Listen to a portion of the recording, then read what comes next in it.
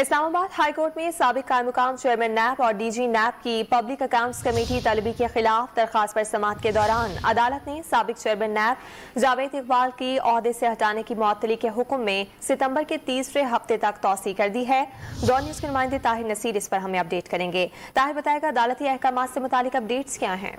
जी Naila, देखिए Islamabad high court में तैयबा गुल की हिरासत करने के खिलाफ शिकायत साबिक कायम मकाम चेयरमैन नैब और डीजी नैब की पब्लिक अकाउंट्स कमेटी तलबी के खिलाफ दरखास्त पर समाअत इस्लामाबाद हाई कोर्ट के कायम मकाम चीफ जस्टिस आमिर फारूक ने की।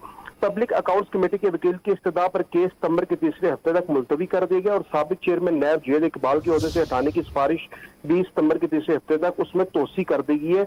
Advocate Hafiz S Rahman public accounts committee की जानिब से पेश हुए। Deputy attorney general Arshad Mahmood कैनी ने मौक़िफ़ अपनाया कि इंक्वायरी कमीशन कायम हो चुका है, बाकी PAC के वकील बात करेंगे।